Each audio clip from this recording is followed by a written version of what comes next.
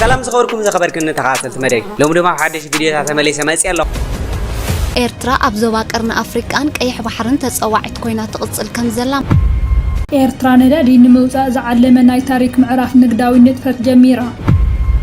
ኤርትራን ግብጽን ኣብ ጸጥታ ቀይሕ ባሕር ናይ ወጻኢ ዳእታውነት ነጽገን ብቃት ሓይሊ ኣየር ኤርትራን ዝዓጠቐቶም ዘመናዊ ናይ ውግእ መሳርሒታትን ሰላምስ ስመራመቐኒ ክመላለስ ናብዚ ኩሉ ነገር ኣተናበ ሓይሊ ፈላል ደልየና እዩ ክልተ ኣሕዋት ህዝቢ ኮይና መፍለዩ ዘይብሉ صمد كويتا صمد قدم انت اذا كنت كم حديث تقرم انت تباسنا نعرق صبغ تسرحنا خان مرق نتزس قرنا تريد سقن قلت كونكاس كم حدا قلصن سلام تازي ناي ويني كي مسلكاتكم ناي بركت بركت بركت بركت بركت بركت ولا سب سلام تاي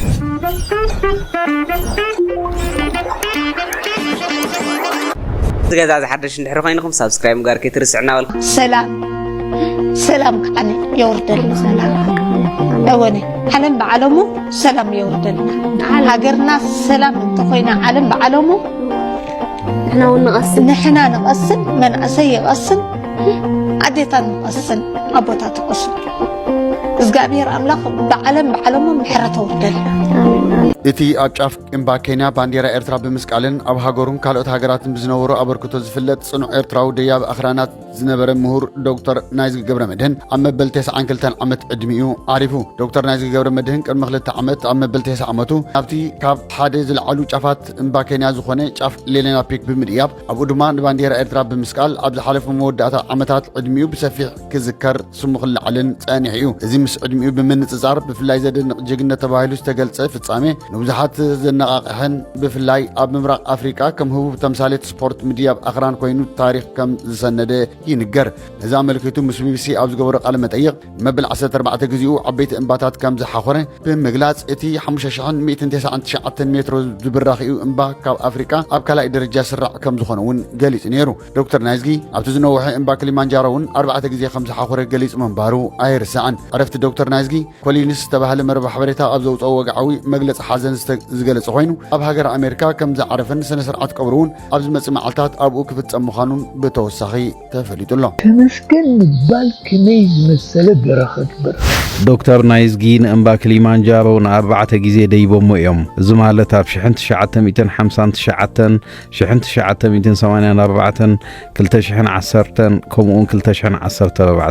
أكلاو قمنا أمريخا ود 9 عامتاي مسلمين مستير إذ خلو جننتايو هوتي مرة حلن إيه نخالقتون كتقما يخلقين زبولون حموش تمتكلات هوتا كافيلهم تو حدا 10 شح 10 شح ستيبس ما حد تقبر من قصقاس عبي ترى له نتحنا قال أي تأمروي لك شواداتات يدليون ديو من قصقاس أمرون من قصقاس يدليون ديو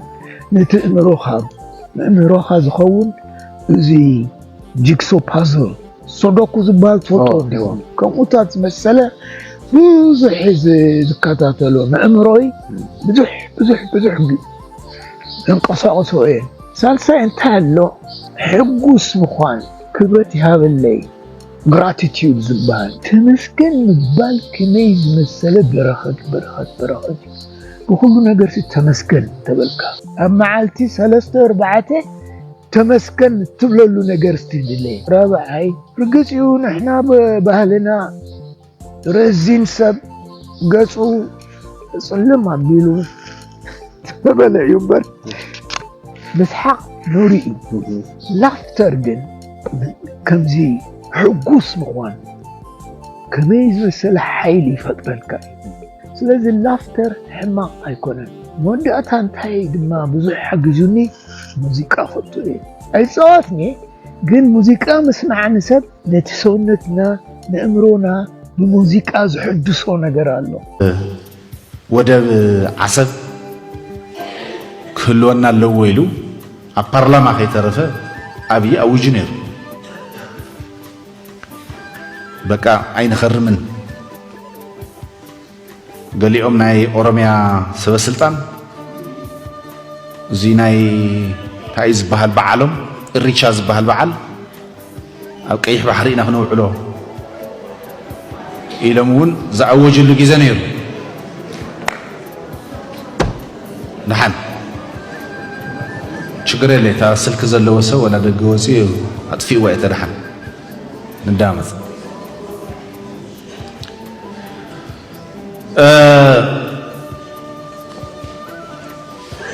تاكوينات اللي تترف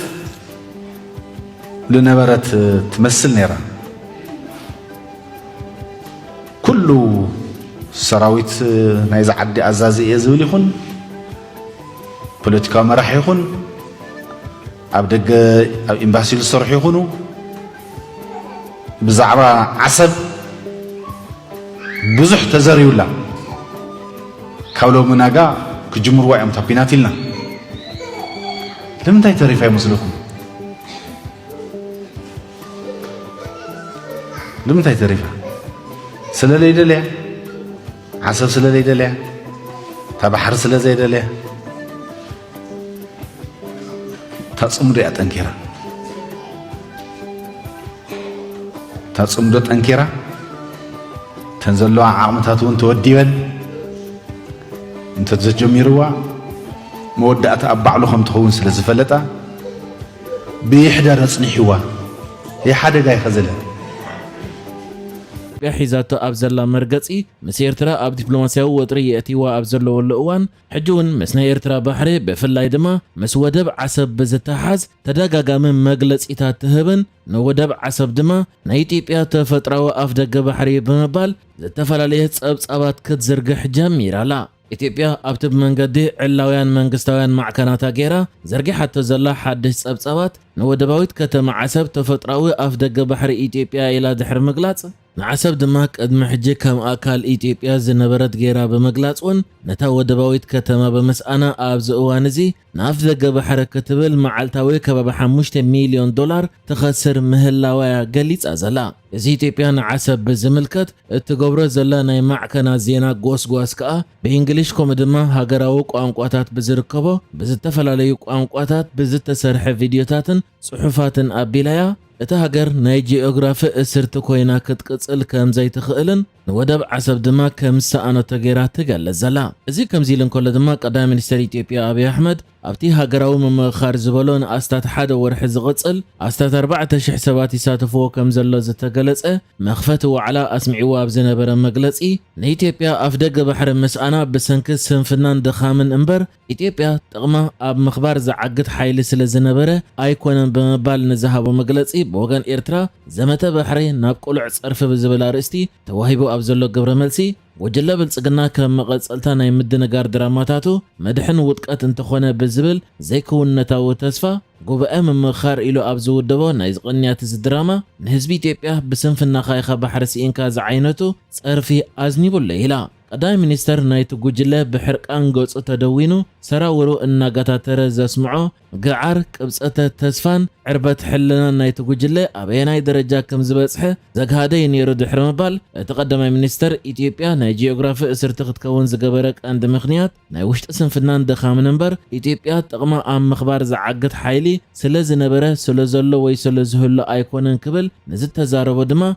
بصچتو يدرغخ بمبال غليص اتلا إيرترا نزمته ناي بحري ناب كمز زعينتو قلع صرف زعرغ كونت ردو يدحر مبال بلصقنا كمز خسر نغداي قدم زتعصو فايل بمغنصال بحر زبل ملقس كابزق علح 3 عامت حليفو زاغيت زلاقسو ايرخبن إلا أبز مغلصون إيرترا نهزبي إثيوبيا بعل نويح تمكرو يدحر مبال كم تبلصقنا زغمتو ناي تاريخ دنقرو ايكونن بوليتيكان علماوي حقن زي فلط بهامون ايكونن زياده كل دما هزبي إثيوبيا جوجله بلصقنا وداي بحر زلعيال مخنيات زعبا كوشتنا بقدام بمقنع عمر سلطانو نمنوح صبيب علاماتاتو شفافينو هاجراو الرأين اتحساسبان زلو مسيل نمرأي مخوانو صبو غير يفلطيو بزي مخنيات زدمان عشلاو زمته بحري اذني اي هابوني لا موداتنا يغبر ملسا دما إيرترا نسلف بلصقنا ابو حاسوتن مدنغارن زخونه صبيب عليتاو جوجله الى خدقلصون كلا وطقتنا قلطفاب زخدل زلو اوان كمز قسلا اراويت نوصو غعارون بخياتون ممليسنا تغررن بار ورسنا طببنيا إسياس سغاي بغبري ايه انا اب زبنه صقمو وياب شغرو ابونو نيره بخبر ما فاني أبزي أبن تصور كترداكم دلوا حنت حق خنقركم أول سعيد حدنتنا خطروا خبز خول مجددات حدا إتوم من تهجر نجادل زلنا خلاتنا تجادل تخنب بحال ألنا إنا نزلنا تطعمو تجادلاي تجار كا صبغيو صبغ كا حليف سلسان حكا صبغ زجبر صبغ يدي صنحمو صبغ كاو قتيلو كم زخن سمعت صنحنا مالتيو مجمرتا اتي حطو نسيحت صقايس منتاي كمزي بخمزي تلعيليو امبري قند ززاربنا امبر افتي اتي وارساي منتاي قير تدليو يكالو انتاي دخمي اوسي او خماناي اتنا اوكو منالبات اسيحت صقا كيل علكا وارساي كمزن وارساي زبل كمزن تبيلو كمزن تبيلو تزبها او طراي تسب او خمان نحناس او مذهبنا انتاي دايا خميدا الناس متمارمرنا وي محاسبنا خمان ردي خان ابكم مخونه امبر كمزي مصينا حتى زقربنا خم حتى يمصل از مالت كا سلن فتوكا سلن دغفكا امبر سلن قاومكا نعخداو كنغبر يكون تعلانا لمنتاي مداو كنغبر صمدو كبيلا يزخيد زلو صمدو ب10 ايدنا كنا تقبلنا بهاجر بوشت هاجر زمص زبل زخونه ب10 ايد انا زقبل لمنتاي صمدو نسلام حزبي سراوي منغستي تهاجر بحفشو نقطبا معباله نقولو صبق سلازخون كم صمدو نصبقا خاب قدم سلا نقبلو وي كم نصبقسي نصبقنا منغست بحفشو منغستي ارتراكو نسلامي زخلو كساب حجي اعرفهم سراوي تكون منغستي يكون حزبي يكون نمنتاي نسلام رهوا نتهاجر عبيتو سلازي صمدو بزي بيلا ينا نقبلو ولا 5 نطباو بيلا ينا كل فتوى هم دراسي دايركتور تواسعين سلازي يتي كمزي حدا خلته كم حطه خمس لازق قربنا عايزلفنا عايصرفنا كم حطه جين كم مهنياتو زي تجبر زله خلو من اول تاريخي يكون صنع بفلايت صباح نغو بمصايتي مصات ولدو تاريخي جغننتي كتصحفي كافت حدا كبيد عبين سرحي تباهيلو صواعي سلازي صباح نغو تزمصل ولدو حدث نطباوي اول زبحال كم زمسلني الكحت العالم دلنا مانم جيجنا كمان نيجي بفلاي اموت كلو زخاده جيجنا ايرتراوي جيجنا كم حدا زنطلا بيلنا خنول عليك اي باني اوينا تزاريبنا كل تم حدا خلته نا اول انو كخب قدمي ابلكون غلو تبلس نا اول سلتوقفكم هاغراويان نحنا حتى زقربنا خاص زي كم هاغراويان بقى بتحتي بانديرا دو بدحر بانديرا دو زبلو هاغراويان تمسلو لكم كنبلنا فتينكم مالتي غرمن مالتي مجمرتا كو انا خم انا نا اول شيء سرح يزدم نا اول شيء دا ايصلو اي فتو بسرعته فتوى بولكنا اول تايم فلتو ابي فلتو سو نسرحتنا ندنق ابتي سرحها بتي سرحينا خا بتي سنا حساب بتي زمصو زقربه كم تقول غزي نتزقربه تحبينا افلبنا فنفيحنا ولا حد يمكن نسرح لنا نسرح لكم ኤርትራ ኣብ ዞባ ቀርኒ ኣፍሪቃን ቀይሕ ባሕርን ተጻዋዒት ኮይና ትቕጽል ከም ዘላ ማዕከን ዜና አልጀዚራ ገሊጻ ኣብ ቀይሕ ባሕሪ ነዊሕ ገማግም ባሕሪ እትውንን ኤርትራ ኣብ ዝኾነ ይኹን ብዛዕባ ዞባዊ ጸጥታ ዝግበር ዘተ ተጻዋዒት ኮይና ትቕጽል ከም ዘላ ማዕከን ዜና አልጀዚራ ሓቢራ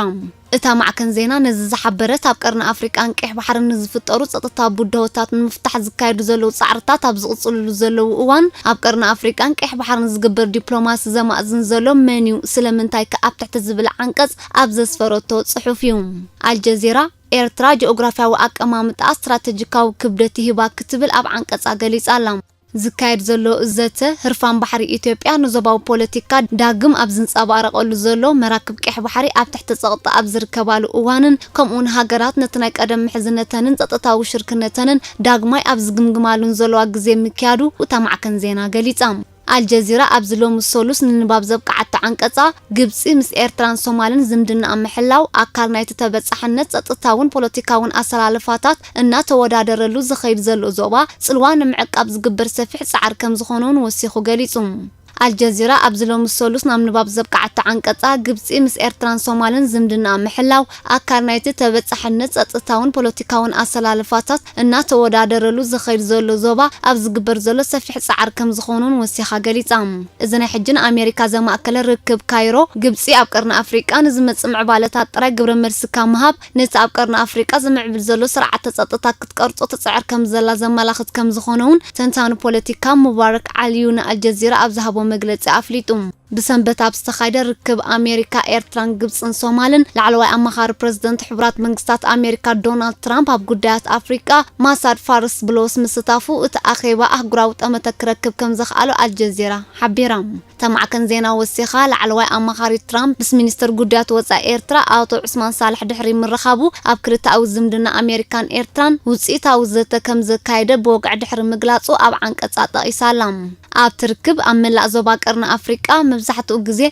بدهن ديناميكا ومعبالتاتن ببقوانو نزر أيوزلو زتحلالوخو قديات اتزوبان من لايز على مركب من باريو اتلعلوي أمخار ترامب بتوسخ زحبر ماساد بولوس تمال أبزرقو حمقلتي شركنة هاقرون إيرتران نمحيال كمون أم نقداوي زوباوي قطباون تططاون معبالتات متحببارن مسفح حبراو عدلات دهسيسنا كبل أفليتهم ركب زوم كل توقنات قبسيس اتاكرنا أفريقان مدلدال ني إيرترا صومال أمريكان زك أرارب فولي أخيباتات أبزر كايدة العلتيو تخايدوم حوارا وصعري كابزخون اوان العل اقداس كوينو لابزلو الاوان زوباوان قጭታትን مفتاح بقح بحرن قرن افريقيا نبار سلام مرغغان بصقنا نمسغوام بهاناص مگد بحبار مسرح كم زدل اسميرنالو علنا زبل ماساد بولوس امريكان ايرتران ابزون قدات بحبار كسرح مسمعن زملكت مجلص اسمعهم أبزركب مقصلتا نايت بعسران حموشتن مسكرم نايز حالف عمت أبغوني مبل 8 أخي بحفشاوي بايتو حبرات هاجرات لعلوي أمخاري ترامب ما صار بولوس مس مينستر قدات وصعت عثمان صالح كلتا أو شركنة معزاز نزل عدلات مفتاش زكايد وأخيبا مقصلتو كم زخوني زقلتم اتأخيبا إذن 4 هاجرات تنبقر بمينستر قدات وصا قبسي بدر عبد العطي مينستر قدات وصا إيرترا أتو عثمان صالح مينستر قدات وصا الصومال عبد السلام عبد العالم لعلوي أمخار بريزيدنت أمريكا أبقودي عربن أفريقان ماساد بولوسن استخايدة فلوين واناون زدت منبارو مينستر قدات وصا قبس بوغون أبزلصو مجلسي حابيرو لهم اتسطتا قرن افريقان معباي زباون اهغراون صعرتات سلام نمحغاز زباون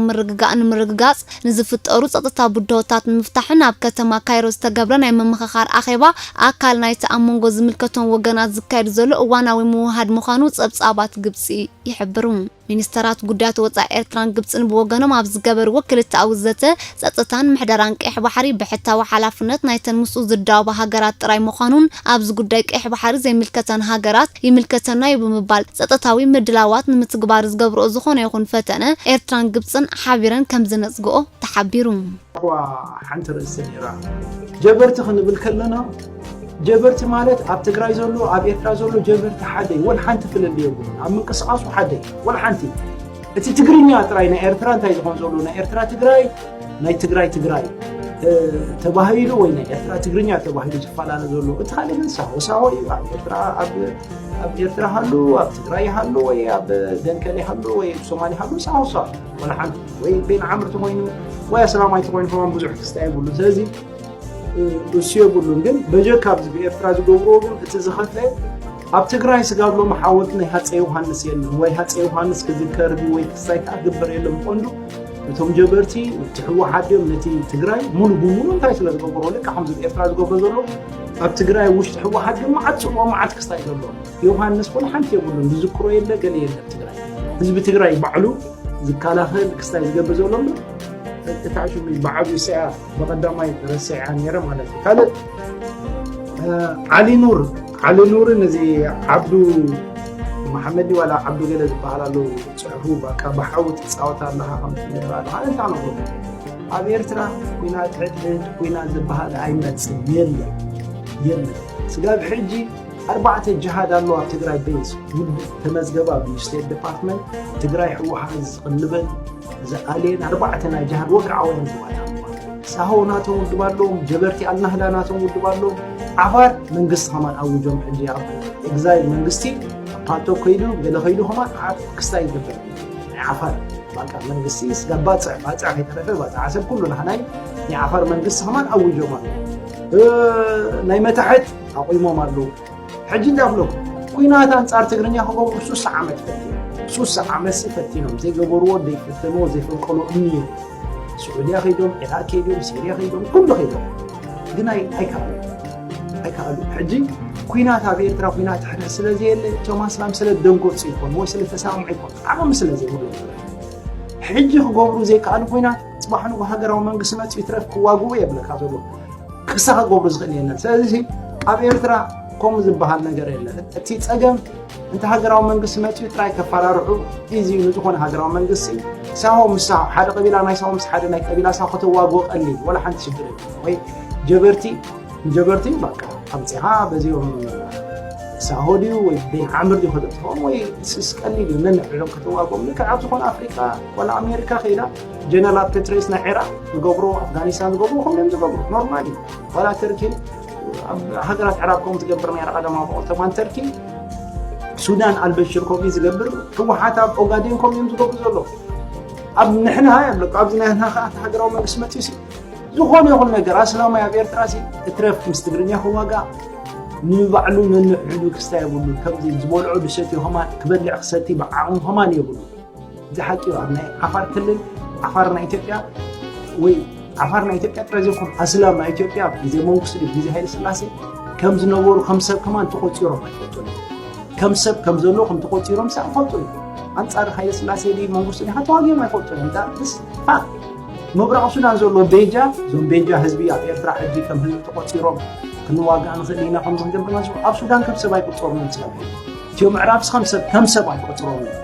كلبي حايش تحزاخل بحايش كم بيجا تحفظ السودان تقولنا بلوت عنا يقولون قال يقولون رابع 5 درجة زي ده واقو أنصار عرب تواجم فوتو تواجم ما يفوتو هجر يعجبوا خواقهم فتين الدحرير بريم هذا اللي فوق حجنا بخمسة من السودان من منقسي إثيوبيا ويكازم عفارنا جيبوتي حد قبيلة لا تقوزوس كم يجرى يمسانا خواقو زوم جبرتي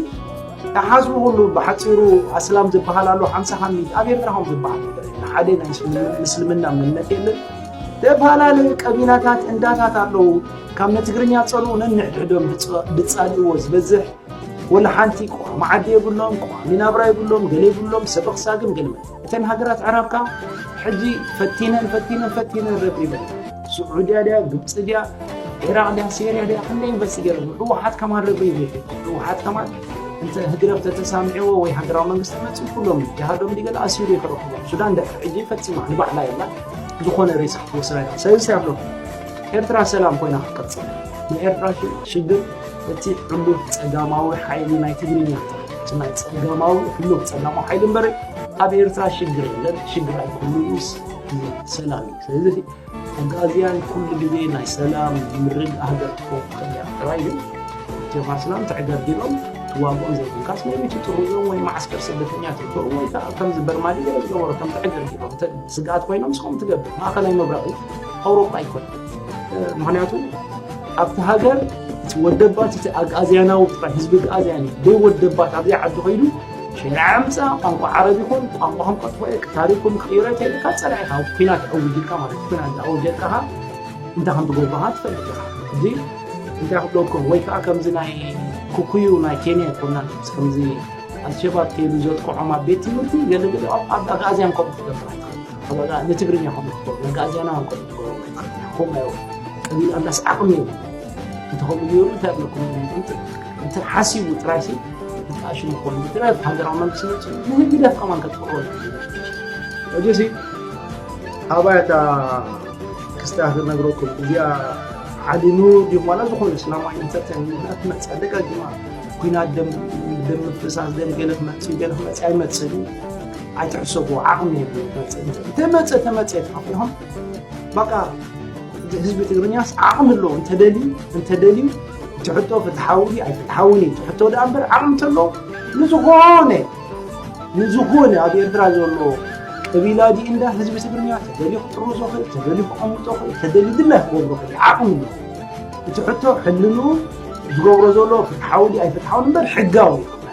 بحق مجدي كم دقبات مسرت كم دقبات مثلا لنا ابت مريتنا زيجنت كنهب كنكل زقونة هاجر الله أمريكا هم مثلا الله زي إنجليز كملوا إنجليز أنا زيجنت علني دكي دحرميت عمل مع الحسابات الله بزعبي إن جم تسلم كحسابنا نعدم من المسلم المواصلات زولوا مع كل الكينيات الله جس ethical يكونن humanitarian يكونن ويحمق حساب تراي تواهي لزين تسجل مرليقال حقه وخينو زي فتحوا نجرة حقه وخينو زي فتحوا حاول حاسيروسي حدا جبرتي على إرترا توليد عادي وأبو كستاجرو مع السودان كيت كتب له فتحاوي يكون المهنيات السودان يفرقان السودان توليد عبين ግን فتحاوي يكون ግን ሕጋዊ انت جبرت عربي كحصل بحقاوي انت دوجا متو اي عجبريكا بقى السودان تولو تدليها ኤርትራ ተወልዳ ዓብዩ ምናልባት ሱዳን ክሰሉ ከለካ ሱዳን ስለዘይ ፈልጦ فتحاوي يكون ግን ሕጋዊ ዜግነት መቃዝያን ዜግነት ንሕና ክንህክን መሰላና እዚ ቀርና ኣፍሪቃ ማእኸላይ ምድር ከምኡ ይኮን ዳምር ዜግነት ምኸውን ንፈልጦ እምበረይ سوينو عين فتيتو مسانا خواجادي مسجنين زغ السجن كم وايد كسروا حجسي اليوم كسات بقولين ما بيرفع كل جزء سلام زيادة كل جزء ناي سلام دسيت ناي دمر الأهجر قيت عبر الرجال نك أزيان صلاتي يزحلو تجمعوي أفتح حساسبات راي بري أسلام ما يكون أسلام ما يعم يقولو ترى واجاسب قبل عدي خساتي وكل مقبل يخفر فما عم ኣብ ሃገራዊ ፌስቲቫል 2026 ዝቐረቡ ስራሓት ፈጠራን ቴክኖሎጂ AI ንኣዳይ ረኽቡ ኣብ ሃገራዊ ፌስቲቫል ቀሪቦም ዘለው ስራሓት ፈጠራ ስነ ጥበባዊ ስራሓትን ቴክኖሎጂ ስነ ጥበባዊ ብልሒ ብቕዓትን ዓቕምን መንእስያት ኤርትራ ዘመስከሩ ምዃኖም ተገሊጹ እዞም ንምርታውነት ሕብረተሰብ ንምዕባይ ዝዓለሙ ናይ ፈጠራን ብልሓትን ስራሓት ካብቶም ነቲ ምርኢት ዝበፅሑ ተዓዘብቲ ልዑል ንኣዳይ ረኽቦ ኣለዉ እቶም ተዓዘብቲ ኣብ ዝሃብዎ ሪኢቶ ምዕባለ ሃገር ንምርግጋጽ ነቶም ኣብ ስራሓት ፈጠራ ተዋፊሮም ዘለው መንእስያት ምትብባዕ ወሳኒ ምዃኑ ብምጥቃስ መንግስታዊ ትካላትን ህዝብን ኣድላይ ደገፍ ክገብርሎም ፀዊዖም ኣተሓባባርቲ መደብ ኢንጂነር ልዑል ኪዳነ ብዛዕባ ትምርኢት ኣብ ዝሃቦ መግለፂ ኣብዚ ዓመት 35 ዝኾኑ ሓደስቲ ስራሓት ፈጠራ ቀሪቦም ከም ዘለው ሓቢሩ እዞም ፍርያት እዚኦም ድማ ኣብ መዓልታዊ ንጥፈታት ሕብረተሰብ ዕዙዝ ኣበርክቶ ክህልዎም ትፅቢት ከም ዝግበረሎም ገሊጹ እዚ ምንቅስቓስ እዚ መንእስያት ምስ ዘመናዊ ቴክኖሎጂ ተዋሂዶም ንሃገራዊ ብድሆታት ብፈጠራዊ መንገድታት ንምፍታሕ ዘለዎም ድሌትን ክእለትን ዘንጸባርቕ ምዃኑ ተሓቢሩ ኤርትራን ግብፅን ኣብ ፀጥታ ቀይሕ ባሕሪ ናይ ወፃኢ ዳእታውነት ነፂገን ሚኒስተር ጉዳያት ወፃኢ ኤርትራ ዑስማን ሳልሕን መዘንኦ ሚኒስተር ጉዳያት ወፃኢ ግብፂ ባድር ዓብደልዓጢ ኣብ ካይሮ ተረኺቦም ኣብ ዝገበርዎ ዘተ ፀጥታ ቀይሕ ባሕሪ ምክልኻል ሓላፍነት ወነንቲ ሃገራት ምዃኑ ብምሕባር ናይ ካልእ ኣካል ዝግበር ኢዳእታውነት ደጊሞም ነፂጎምዎ ኤርትራን ግብፅን ፀጥታ ቀይሕ ባሕሪ ንምሕያል ዘባዊ ምርግጋእን ንምሕላውን ቁጠባዊ ምትእስሳር ንምፍጣር ኣብ ዝገብርኦ ዘለዋ ርክብ እዩ ብመንገዲ ሚኒስተራት ጉዳያት ወፃኢ ኣቢለን ነዚ መግለፂ ኣውፅአን ዘለዋ ብመሰረት ሚኒስተር ጉዳያት ወፃኢ ግብፂ ዘርጎ ሓበሬታ ክልቲአን ሃገራት ኣህጉራዊ ሕጊ ብምጥሓስ ንፀጥታ ቀይሕ ባሕሪ ንምሕላው ወይ ንምውሓስ ንማያዊ መስመር ቀይሕ ባሕሪ ዓሊሙ ብናይ ወፃኢ ሓይልታት ዝግበር ተበግሶታት ደጊመን ከም ዝነፅጋ ኣመልኪቱ ርክብ እዞም ሚኒስተራት ኣብ ቀይሕ ባሕርን ቀርኒ ኣፍሪቃን ጂኦፖለቲካዊ ወጥሪ ኣብ ዝለዓለሉ ዘሎ ግዜ ከምኡውን ኣብ ልዕሊ መራኸብ ዝካየድ ዘሎ መጥቃዕትታት ብምዝያዱ ፀጥታ ማሪታይም ንምሕላው ብዝብል ምክንያት ናይ ወፃኢ ሓይልታት ኣብቲ ከባቢ ወታደራዊ ህላውኦም ንምውሓስ ዝገብርዎ ምንቅስቓስ ኣብ ዝለዓለሉ ዘሎ ግዜ እዩ ተኻይዱ ግብፂ ቀይሕ ባሕሪ ምስቲ ኣብ ንግዲ ዓለም ዝለዓለ ግደ ዘለዎ ስዊዝ ካናል ብዘለዋ ምትእስሳር ንቀይሕ ባሕሪ ከም ኣካል ሃገራዊ ድሕነት ጌራ እትሪኦ ኤርትራ ብወገን ኣብ ቀይሕ ባሕሪ ስትራቴጂካዊ ቦታ ዘለዋን ኣብቲ ዞባ ካብ ዝርከባ ሃገራት ዝነውሐ ገማግም ባሕርን ወደባትን ከምኡውን ዝበዝሐ ኣህጉራዊ መስመር መራኸብ ዘለዋ ብምዃኑ ፀጥታ ቀይሕ ባሕሪ ዝለዓለ ሃገራዊ ድሕነት እዩ እዞም ሚኒስተራት ኣብቲ ዝገበርዎ ርክብ ንመፃን ፀጥታ ቀይሕ ባሕሪ ዓሊሙ ዝግበር መዋቕራት ኣብ ክንዲ ብናይ ደገ ሓይልታት ዝኸውን ብሙሉእ ስምምዕ ናይተን ወነንቲ ዝኾነ ሃገራት ክኸውን ኣብ ስምምዕ ከም ዝበፅሑ ኣራም ኒውስ ኣብ ዘርጋሐቶ ሓበሬታ ገሊፃ እቶም መራሕቲ ኣብ ሶማልን ሱዳንን ዝካየድ ዘሎ ግጭታት ሓዊስካ ኣብ ጉዳይ ምዕባለታት ቀርኒ ኣፍሪቃ ሓሳብ ንሓሳብ ከም ዝተለዋወጡ ኣራም ኒውስ ሓቢራ ሚኒስተር ጉዳያት ወፃኢ ግብፂ ባድር ዓብደልዓጢ ኣብ ዝሃቦ ሓበሬታ ምርግጋእ ቀይሕ ባሕሪ ምስ ናይ ግብፂ ሃገራዊ ድሕነት ብቐጥታ ከም ዝተኣሳሰር ብምግላፅ ንዞባዊ ምርግጋእ ዘርግ ብሄራዊ ስጉምቲ ብምንጻግ ላዕላውነት ሃገራትን ግዛታዊ ሓድነትን እተን ኣብቲ ዞባ ዘለዋ ሃገራት ንምዕቃብ ከም ትድግፍ ገሊጹ ንሱ ወሲኹ ግብፂን ላዕላውነት ኤርትራ ከም ትድግፍ ብምግላጽ ነቲ ብላዕለዋይ መዝነት ክልቲአን ሃገራት ዝተኻየደ ርክብን ክልቲኣዊ ዝምድናን ብፅቡቅ ከም ትሪኦ ኣብሪሁ እቶም ሚኒስተራት ኪኖ ፀጥታዊ ጉዳያት ቁጠባዊ ምትእስሳር ንምሕያል እውን ከም ዝተዘተየ ተገሊጹ ግብፂ ክልቲኣዊ ንግዳዊ ዝምድና ንምምዕባል ዘለዋ ድሌት ብምብራኻ ሓበራዊ ወፍሪ ንምትግባር ከምኡውን ካምፓኒታት ግብፂ ኣብ ዕዳጋታት ኤርትራ ንምስታፍ ከዓያ ምዃነን ተገሊጹ መጓዓዝያ ባሕሪ ምዕባል ወደባት ትሕተ ቅርፂ ዕዳጋ ዓሳ ፋርማስያዊ ፍርያትን ህንፀት ኣባይትን ከዓ ቀዳምነት ዝወሃቦም ፅላታት ምዃኖም ኣራም ኒውስ ኣብቲ ዘርጋሐቶ ሓበሬታ ኣመልኪታ ኣብ ወፃኢ ሃገራት ዝነብሩ መንእሰያት ኤርትራውያን ሃገራዊ ግዴቶም ንምፍጻምን ምስ ባህሎምን ታሪኮምን ንምልላይን ናብ ማእከል ስልጠና ሳዋ ዝገብርዎ ዘለው ዑደት ይቕጽል ኣሎ። ሓደ ካብኣቶም ድማ ካብ ካልጋሪ ካናዳ ዝመጸ መንእሰይ ኮይኑ ንሳዋ ከም መፍለጥ መሬት ወለደታት ብምግላጽ ተመክሩ ኣካፊሉ እቲ መንእሰይ ኣብ ዝሃቦ ርእይቶ ሳዋ ገዲም ተጋደልቲ ቃልስና ጽነት ኣብ ዝተፈላለዩ እዋናት መኸት ዝተሳተፉ ጀጋኖን ናይ ሎሚ መንእሰያትን ዝረኸብሉ ዓብይ ማእከል ምዃኑ ኣገንዚቡ እዚ ምትእኻብ እዚ ድማ ሓደ መንእሰይ ካብ ግዜ ንእስነቱ ናብ ቡሱል ሃገራዊ ህይወት ዝተጋገረሉ ወሳኒ ምዕራፍ ምዃኑ ገሊጹ እዚ ሃገር ብክቡር መስዋዕቲ ዝመጸት እያ ዝበለ እቲ መንእሰይ ነዚ መስዋዕቲ እዚ ምኽባርን ሃገር ምክልኻልን ድማ ናይ ነፍሲ ወከፍ ዜጋ ሓላፍነት ምዃኑ ኣስሚሩሉ ብተወሳኺ ሳዋ ሓደ መንእሰይ ብሓቀኛ መንፈስ ከመይ ገይሩ ሓላዊ ሃገር ከም ዝኸውን ዝመሃረሉ ቅዱስ ቦታ ምዃኑ ሓቢሩ እዚ ምንቅስቓስ እዚ እቲ ኣብ ወጻኢ ዝዓቢ ዘሎ ወለዶ ምስ ሃገሩ ዘለዎ ጥዑይ ዝምድና ዘርኢ ጥራሕ ዘይኮነስ ነቲ ካብ ወለዶ ናብ ወለዶ ዝተጋገር ዘሎ ሕድሪ ሰማዕታት ንምዕቃብ ዘለዎም ጽኑዕ ድሌት ዘርኢ ምዃኑ ተዓዘብቲ ይገልጹ።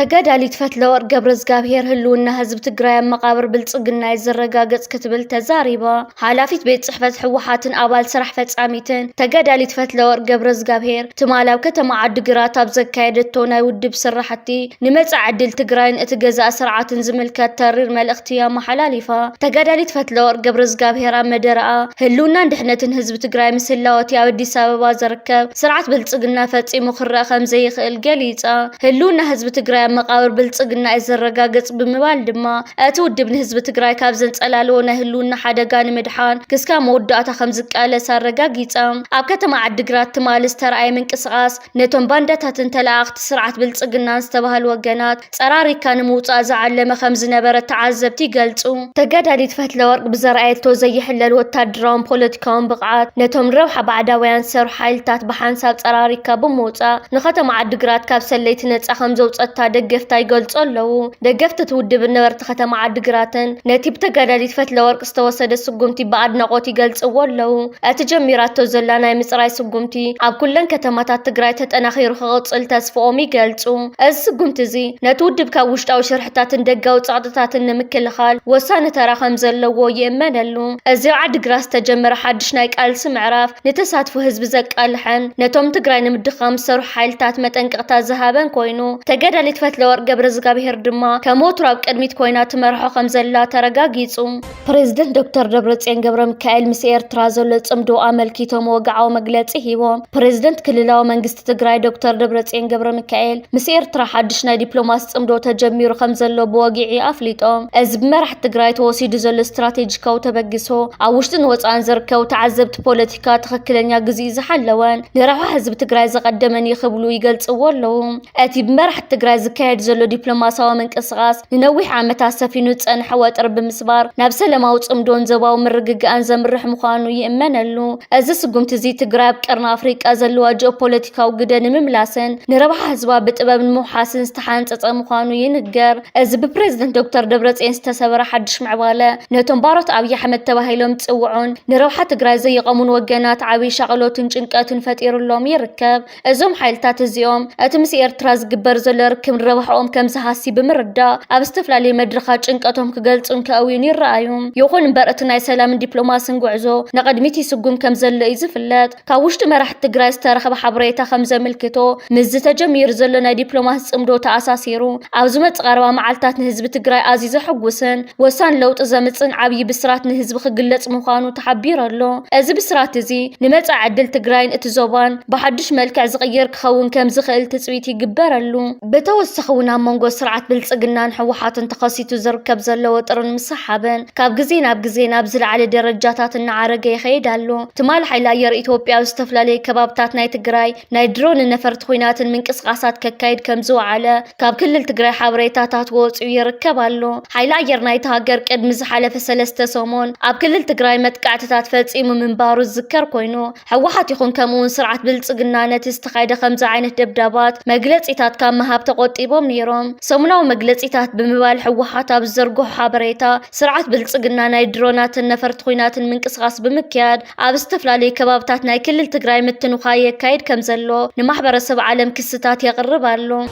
ጓል ሓደ በዓል ስልጣን ኣብ ኒውዮርክ ኣብ ወርሒ $35,000 ክትዘርቦ ምርኣያ ቁጣዕ ፈጢሩ። ኣብ ገጻት ማሕበራዊ መራኸብታት ኢትዮጵያ ሓንቲ መንእሰይ ኣብ ከተማ ኒውዮርክ ኣሜሪካን ናይ ሓደ ወርሒ መነባብሮ ጥራይ $35,000 ከም ተጥፍእ ዝገለጸትሉ ቪድዮ ዓብይ ጫውጫውታን ቁጣዕን ፈጢሩ ይርከብ። እዛ ስራሕ ይኹን ፍሉይ ሞያ ከም ዘይብላ ዝተገለጸት መንእሰይ እዚ ኩሉ ገንዘብ ካበይ ከም ዝመጸ ብዙሓት ካሓቱ ድሕሪ ምጽናሕ ምንጭ ተሃብቲ ድሕረ ባይታ ስድራ ምዃኑ ተጋሂደሎ ብመሰረት ዝተገበረ ናይ ድሕረ ባይታ ፍተሻ እዛ መንእሰይ ጓል ዘሱ ወልደ ገርግስ ተባሃለ ላዕለዋይ በዓል ስልጣን ምዃኑ ተረጋጊጸሉ። ዘሱ ወልደ ገርግስ ኣብዚ ሕጂ ዋና ምህናጽ ሓድሽ መዕርፈ ነፈርቲ ሓደ ካብቶም ሓላፍነት ሒዞም ዘለው ሰባት ኮይኑ ቀደም ድማ ሓላፊ ክፍሊ ቀረጽን ኣታውታትን እቲ ሃገር ኮይኑ ዘገልገለ እዩ። እዚ በዓል ስልጣን ካብ 1986 ካብ 1989 ኣብ ዩኒቨርሲቲ ኣስመራ ዝተምሃረ ምዃኑ እውን ተፈሊጠሎ። እዚ ፍጻመ እዚ ኢትዮጵያ ብሰንኪ ዝተሓላለኸ ኩናት ደርቂ ጥሜትን ስእነት መሰረታዊ ማሕበራዊ ኣገልግሎታትን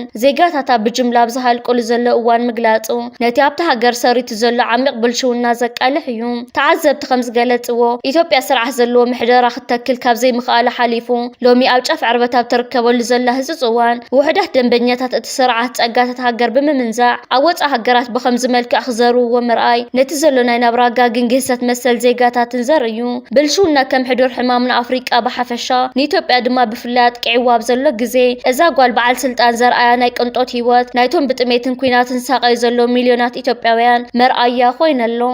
ኣብ ዓብይ ሓደጋታት ወዲቑ ዝርከብ ዘሎ ምክልኻል ስርዓት ብልጽግና ብወገን ክልል ዓፋር ኣዋፊርዎ ጸንሐ ሰራዊት ይበታተን ከም ዘሎ ኣብ ዝተፈላለዩ እዋናት ዜናታት ክወፁ ጸኒሖም እዮም። ምስ ምክልኻል ናይቲ ሃገር ቅርበት ዘለዎም ወገናት መራኸብታት ናይ ኢትዮጵያ ኣብዚ ዝሓለፈ 2 ሰሙን ጥራይ 520 ሰራዊት ፌደራል መንግስቲ ኢትዮጵያ ብወገን ክልል ዓፋር ተዋፊሩ ጸንሐ ከም ዝተበተነን ከም ዝጠፍአን ሓበሬታታት ዘርጊሖም ይርከቡ። ስርዓት ብልጽግና ነቲ ኣጋጢምዎ ዝርከብ ዘሎ ነውፅን ዕግርግርን ውሽጣዊ ኩነታት መቆጻጸር ምሳነ ብሰበብ ባሕርን ወደብ ባሕርን ኣብ ልዕሊ ኤርትራን ወደብ ዓሰብን ኩናት ክኸፍት ብምባል ሰራዊት ብወገን ክልል ዓፋር ኣዋፊርዎ ነይሩ። ከም በዓል ሳሞራ ዮኑስ ጻድቃን ከምኡውን ጆን መንጋግ ነዚ ሰራዊት ክመርሕዎ ናብ ክልል ዓፋር ተዋፊሮም ዝነበሩ ላዕለዎት ወታደራዊ ኣዘዝቲ ነቲ ኣብቲ ቦታ ዘሎ ልዑል ዝኾነ ጸቕጢ ኩነታት ኣየር ክጻወርዎ ስለዘይከኣሉ ግን ናብ ኣዲስ ኣበባ ክምለሱ ክኢሎም እቲ ሰራዊት ነቲ ኣብኡ ዘሎ ኩነታት ብተመሳሳሊ ከም ወታደራዊ ኣዘዝቲ ክጻወሮ ስለዘይከኣለ ክበታተን ጸኒሑን ኣሎን።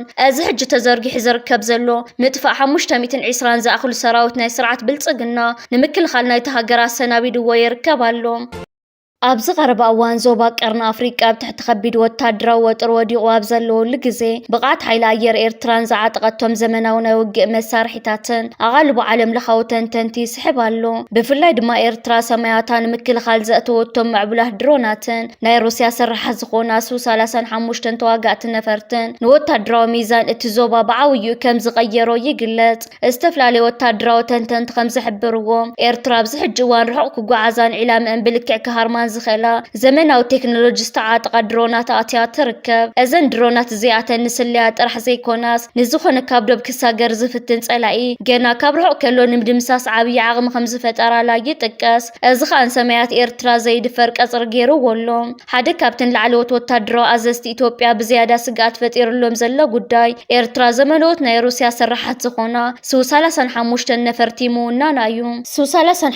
ኣብ ዓለም ካብ ዘለዋ ብሉጻት ናይ ውግእ ነፈርቲ ሓንቲ ኮይና ኣብ ቀርኒ ኣፍሪቃ ድማ ኤርትራ ጥራይ እዛ ቴክኖሎጂ እዚኣ ዘላታ። እዛ ነፋሪት እዚኣ ናይ ኤሌክትሮኒክ ውግእ ናይ ምክያድ ኣብ ሓንቲ ግዜ ንብዙሓት ዒላማታት ናይ ምክትታልን ናይ ምድምሳስን ፍሉይ ብቕዓት ዘለዋ ብምዃና ንሓይሊ ኣየር ኤርትራ ብቲ ዞባ ፍጹም ናይ ሰማይ ልዕልና ሂባቶ ትርከብ። መንግስቲ ኢትዮጵያ ብዛዕባ ወደብ ዓሰብን ቀይሕ ባሕርን ዝተፈላለዩ ናይ ወራርን ባሕርና ንምለስ ዝብሉ ፍሉይ ፍኸራታትን ኣብ ዘስማዓሉ ዘሎ እዋን እቶም ኣብ ባይታ ዘለዎ ወታደራዊ መኮንናትን እስትራቴጂ ተንተንትን ግን ነቲ ሓቂ ተረዲኦም ከም ዘለው ይግለጽ። ኢትዮጵያውያን መራሕቲ ንዓቕሚ ኤርትራ ብልክዕ ክግምግሙ ከለው ኤርትራ ብዘመናዊ ሓይሊ ኣየር ጥራሕ ዘይኮነስ ብሉጽ ወታደራዊ ስነ ምግባርን ተመክሮን ዘለዎ እግረኛ ሰራዊት እውን ከም ዘለዋ ተረዲኦም ኣለው። እቲ ብበዝሒ ሰራዊት ጥራይ ክንዕወት ንኽእል ኢና ዝብል ናይ ቀደም ግምት ሕጂ ብሰንኪቲ ኤርትራ ዘለዋ ዘመናዊ ዕጥቂ ሚሳኤላትን ድሮናትን ናብ ከቢድ ስጋት ተቐይሩ ይርከብ። ኤርትራ ሰላም እኳ እንተደለየት ንላዕላውነታ ንምክልኻል ግን ዝለዓለ ጠርዚ ወታደራዊ ምድላዋት ከም ዝገበረት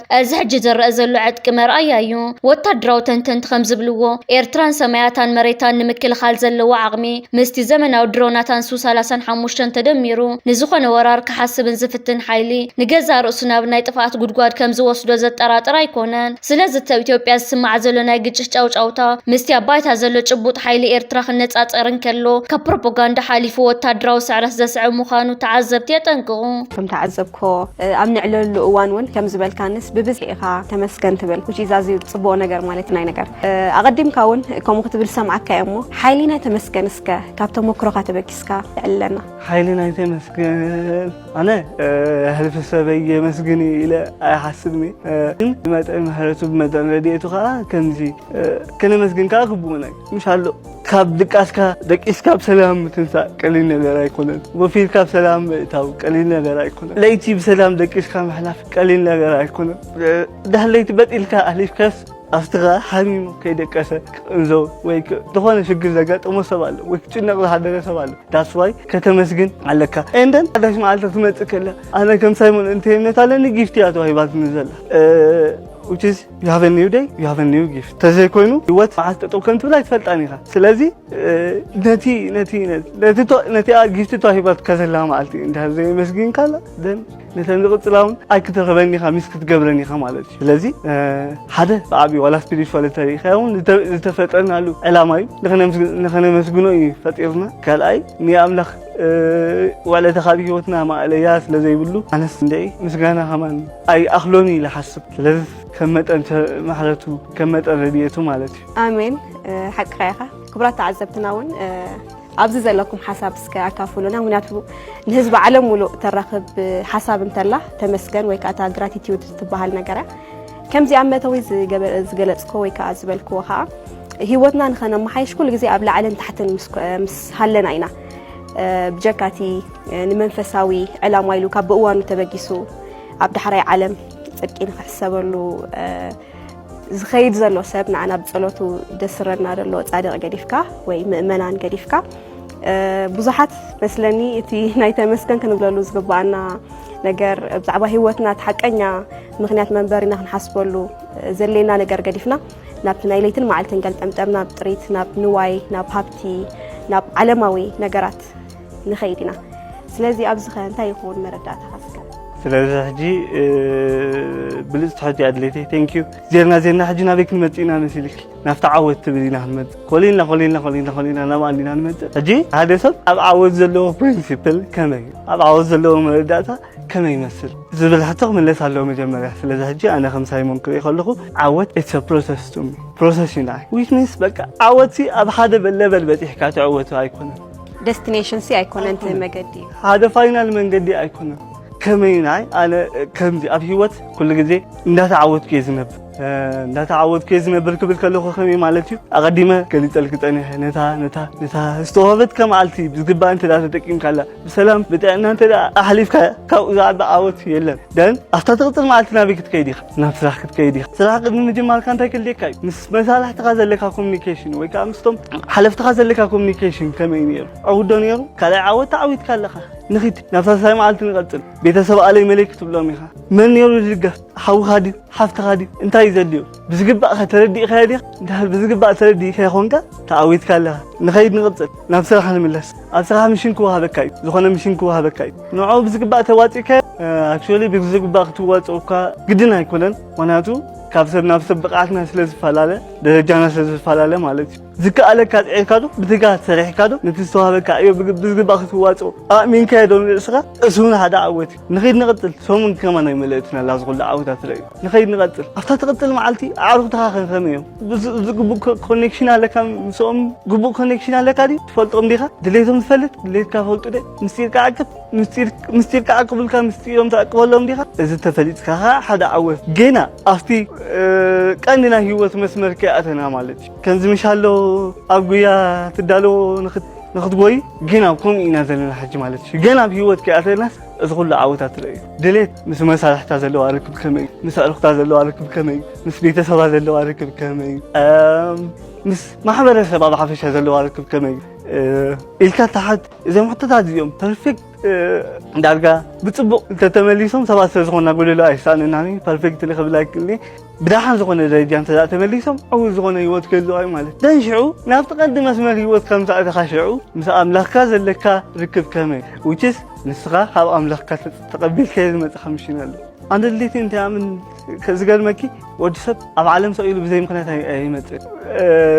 سبعين سنة نسست رخبتها أي ولدني كاب كندي زارتات كاب كندي ميلونات بقى كومي كولدو زي كل مش كم تزغون نيرو كولدو زي كل ما سبعين سنة سلازي مجمرة أتي بتي خلوا زلخ علامات بزقبا تردي خير تكون كايت أوكي هذا عوض هلو تقبل كده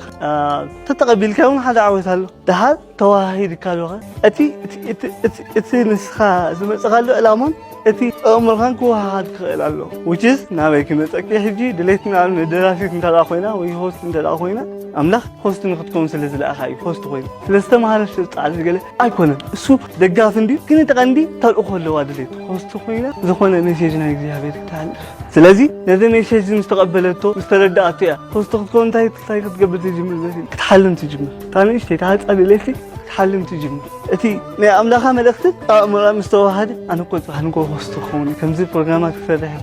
تجمل دان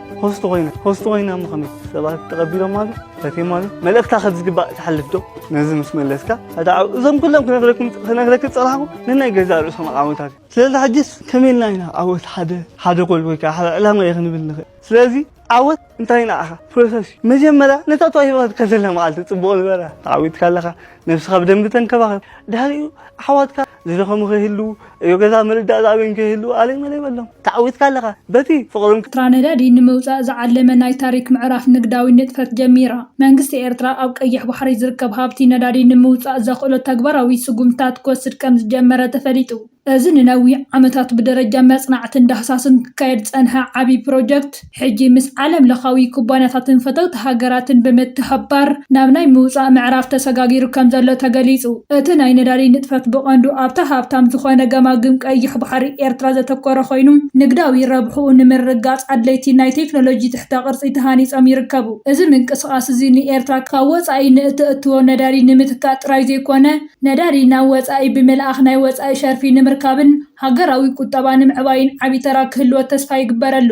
ኣብዚ ቀረባ እዋን ምስ ሃገራት ከም ግብፅን ቱርክን ዝተገበረ ናይ ስትራቴጂካዊ ምሕዝነት ስምምዓት ንፀጥታን ንግዳውን ዋሕዝን ቀይሕ ባሕሪ ንምሕላው ዝዓለመ ኮይኑ ነዚ ናይ ነዳዲ ፕሮጀክት እውን ዓብይ ደገፍ ከም ዝኾነ ተገሊጹ ካብዚ ዝርከብ እቶት ኣብ መላእ ሃገር ንዝካየዱ ናይ ትሕተ ቅርፂ ትምህርቲ ከምኡ እውን ጥዕናዊ ግልጋሎት ንምምሕያሽ ዝዓለሙ ናይ ልምዓት መደባት ንምቅልጣፍ ዓብይ ግደ ከም ዝህልዎም ይግመት ብመሰረት ናይዚ ዞባ ተንተንቲ ኤርትራ ነዳዲ ንምውፃእ ጀመረትሉ እዋን ኣብ ቀርኒ ኣፍሪቃን ቀይሕ ባሕርን ዘለዋ ጂኦፖለቲካዊ ጽልዋ ብዝለዓለ ደረጃ ክብ ከም ዘብሎ ተገሊጹ እዚ ምዕባለ እዚ ንኤርትራ ርእሰ ዝኸኣለት ሓያል ሃገር ንምግባር ዝግበር ዘሎ ጻዕሪ ሓደ ዓብይ ዓወት ከም ዝኾነ ይግለጽ ኣሎ መንግስቲ ኤርትራ ኣብዚ ጉዳይ እዚ ዝያዳ ዝርዝራዊ ሓበሬታ ኣብ ዝቕፅሉ እዋናት ክህብ ትፅቢት ይግበረሉ ኣዲስ ኣበባ ክሳዕ ዝብጻሕ በይንና ንሽከሙ ኢና ማለት ኣይኮነን ኣፍ ደገ ኣዲስ ኣበባ እዮም ዝቃለሱ ዘለዉ ፋኖ ኣሎ ኣፍ ደገ ኣዲስ ኣበባ ናይ ኦሮሞ ነፃነት ሰራዊት ኣሎ ኣፍ ደገ ኣዲስ ኣበባ መሓዙት እንሄውና ማለት ምስ መሓዙት ኮይንካ ዝስራሕ ስራሕ ይክኸውን ሕዚ ማለት ስለዚ እዚ ግድን ክንጥቀመሉ ዘለና እዩ ስለዚ ምጥንቃቕ የድሉ እዩ ዝብል ክሳዕ ሕዚ ናይ ሓባር ፀላእ ሓደ ዓይነት ኢና ሓባር ኮይንካ ናይ ምቅላስ ድሌት ኣብ ኩሉ ጽቡቕ እዩ ኣብ ጎጃም ከይዱ ኣብይ ኣሕመድ ናብ ጎጃም ከይዱ ነተው ተኣኪቡ ዝነበረ ህዝቢ ብዘበን ሃፀይ ዮሐንስ እንታይ ከም ዝኾንኩም ትፈልጡ ኢኹም ኢልዎም ብዘበን ሃፀይ ዮሐንስ ቅድሚ 100 ክንደይን ዓመት ማለት ትሕዘው ተኣኪቡ ዝነሄ ሰብ እኮ ናይ ኢዋን ሃፀይ ዮሐንስ ኣይኮነን ታሪክ ቀስቂሱ ህዝብን ህዝብ ከጋጩን ከባእስን ስለዝደለየ ሃፀይ ዮሐንስ እንታይ እዮም ገይሮም ታሪኾም እንታይ ከመይ ገይሩ እዩ ኣብይ ኣሕመድ ንሃፀይ ዮሐንስ ከልዕል ሞራል ዘለዎ ሸያጥ ዓዱ በቲን ኢትዮጵያ እንዳተደፈረት ቅኒት ዘይመጾ ከም ሃገር ተረጋጊጹ ዝነበረ ናይ ፖሊስ ነፃነት ዝሸጠ ቲኦም እናልኣኽዎ ዝውዕሉ ንስልጣኑ ክብል ዓዲ ሕሊፉ ዝሃበ ንስልጣኑ ክብል ዓዲ ክትውረር ዝገበረ ከምዚ ዝመሰለ ሓይልን ሃፀይ ዮሃንስ ከልዕል ክንዲ ፍረጣፍ ሞራል የብሉ ሃፀይ ዮሃንስ ማለት ምእንቲ ናይ ኢትዮጵያ ሉዓላዊነት ክብሉ ባዕድ እንዳተዋግኡ ክባር ህይወት ዝኸፈሉ ንጉስ እዩ መስዋዕትን ዓዲ ዝኾኑ ብዝኾነ ይኹን መንገዲ ኣብይ ኣሕመድ ከልዕሎም ኣይኽእልን ሞራል የብሉ ዘልዕለሉ ምኽንያት ግን እንታይ እዩ ነቲ ናይ ጎጃም ህዝቢ እቶም ናይ ጎጃም ዝኾኑ ፋኖ ምስተጋሩ ይሰርሑ ኣለዉ ምስቶም ሕማቕ ዝፈደይኹም ኢሉ ኣብ መንጎ ህዝቢ ትግራይን ኣብ መንጎ ህዝቢ ጎጃምን ንኸጓንፅ ኣብ መንጎ ንህዝቢ ጎጃም ዘቃልሱ ዘለዉ ናይ ጎጃም ፋኖን ኣብ መንጎ ናይ ትግራይ ሓይልታትን ምሕዝነት ንኸፍርስ እዩ ትስራሕ ትውዲት ንሱ እዩ ግን ምንም በዚ ዝተደናገረ ሰብ የለን ስቑኢሉ ከምዚ ደሮ ፍሒራ ትረኽቦ ተንኮል ዓይነት ስለ ዝኾነ ብጣዕሚ ኣይከኣለሉን እዚ ተዋሪዱ ነቲ ኣብይ ኣሕመድ ዝተዛረቦ ኩሉ እዩ ተረባሪቡ ኣቃሊዕዎ ተጋሩ ጥራሕ ዘይኮነስ ደቂ ጎጃም ይኹኑ ደቂ ካሊእ ናይ ዝተፈላለዩ ተወለድቲ ዝኾኑ ኢትዮጵያውያን ተንኮልካ ተረዲእና ኢሎም ኣቃሊዖም እዮም ስለዚ ከሲሩ እምበር ምንም ዝረኸቦ ጥቕሚ የብሉን በዚ መንገዲ ዘቢሉ ማለት እዩ መሪሕነትና ዝምልከት ዝተላዕሉ ነገራት ኣብ መሪሕነት ዝተፈላለዩ ፀገማት ኣለዉ ግን እንታይ እዩ ምናልባስ ኣብ ዝቃልሲ እውን ነዊሕ ዝፀናሕና ሰባት ገሌኹም እውን ተልዕሉ ዝነበርኩም ብፆት ኣብ መሪሕነት ዝምልከትሲ ሓንሳብን ሓዋሩን ይፀሪ እዩ ዝበሃል ነገር እኮ የለን ኣብ ቃልሲ ዝፀሪ ኩሉ ግዜ ወገን ናይ ህዝቢ ምዃንካ ዕላማኻ ክሳዕ መወዳእታ ናይ ህዝቢ ምዃኑ ዝረጋገፅ መስዋዕቲ ክትከፍል ከለኻ ጥራሕ ክሳዕታ መስዋዕቲ ትኸፍል ኣብ ወገን ህዝቢ ኮይንካ ዲኻ ክትቅፅል ወይ ዘይኮንካን ዝብል ክትንብዮ ይትኽእል ምክንያቱ ብተግባር ከም ንሪኦ ኣብ ጎኒ ህዝቢ ፀኒሖም ዝኸድዑ ብዙሓት ስለ ዘለዉ ብተግባር ዝረአ ነገር ስለ ዝኾነ እታ ናይ መወዳእታ መረጋገፂት መስዋዕቲ እያ ክሳዕ መወዳእታ ህዝብና ከይጠለምና ክንቃለስ ከም መራሕቲ ናይ ሕወሓት ቃል ኪዳን ስዋኣትና ከይዕበርና ክንቃለስ ዘከኣለና ኩሉ ክንገብር ኢና ዘንጠብጥብ ከም ዝህሉ ግን ኣብ ግምት ምእታው ከድሊ ኩሉ ግዜ መስርሒ ማእኸላይ ኮሚቴ ሕወሓት ኮይኑ ግዛዕ ኮይኑ ይፈልጥን ወይ ተነቂፉ ወይ ተቐፂዑ ይፈልጥን ዝብል እኳ ከም ሓቂ ከም ሓደ ከም ታሪክ ተሪእናዮ ኮይንና ጌጋ እዩ ካብ ቀደም ኣትሒዙ ኣብ ላዕለዋይ መሪሕነት ስለ ዘለኻ ተባሂሉ ከይተነኽአ ዝተርፍ የለን ኣብ ዕላማ ናብ መስመርን ኣፈላላይን ትፍጠር እንተሎ ካብ ሕወሓት ይወፅእ ዚናይ እንዲያው ይበዝሕ እኳ ገለገሊ እዋን ካብ ልክዕ ንላዕሊ ተኸኣኢልኩም ገሊኡ እውን ክትከድዎ እናተገብአኩምስ እናተቆራረፅኩም ኢሉ እዩ ሰብ ዝነቕፈና ስለዚ ኣብ ናይ ሕወሓት ትሕዝኒ መሪሕነት ዶ ነይሩ እዩ ቅድሚ ዝተወሰነ ዓመት ሓድሽ እኮ እዩ ናይ ቀደም ንግደፎ እሞ ኣብዛ ናይ መወዳእታ ናይ ውድብ ጉባኤና እኮ 50 ሚእታዊ ናይቲ ማእኸላይ ኮሚቴ ሓድሽ ዝኣተወ እዩ ኣበይ ኣሎ እቲ ካሊእ ማእኸላይ ኮሚቴ ዝነበረ ገሊኡ ኸዲዑ ገሊኡ ብክብሪ ተሰናቢቱ